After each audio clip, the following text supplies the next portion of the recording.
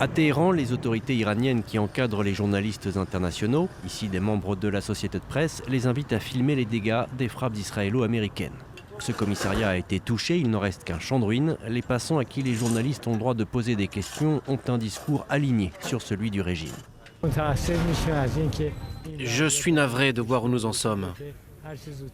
Si Dieu le veut, cela prendra bientôt fin pour le bien de l'Iran et l'Amérique criminelle disparaîtra.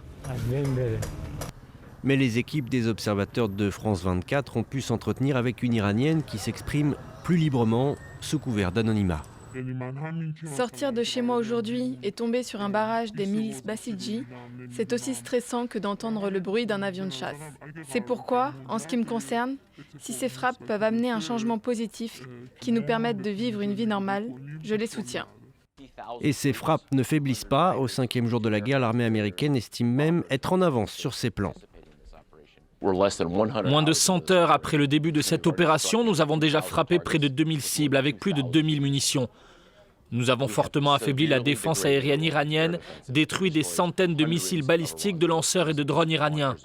En clair, notre objectif est de tirer sur tout ce qui peut nous tirer dessus. L'armée israélienne, elle, multiplie les frappes et grande première annonce qu'un de ses chasseurs F-35 a abattu un avion ennemi, en l'occurrence un Yakovlev, généralement utilisé pour l'entraînement. Il y a peu, un avion de chasse F-35 Adir a abattu un avion de chasse iranien au-dessus de Téhéran, en Iran. C'est la première fois qu'un avion de chasse piloté est abattu par un F-35. Autre première depuis le début de la guerre, cette annonce du ministère turc de la Défense, un missile balistique tiré d'Iran et se dirigeant vers l'espace aérien turc, après avoir survolé la Syrie et l'Irak, a été détruit par les systèmes de défense aérienne et antimissiles de l'OTAN en Méditerranée orientale. Des débris sont tombés dans la région d'Hatay, comme le montrent les images de cette agence turque. Ankara proteste et exige des mesures pour que le conflit ne s'étende pas.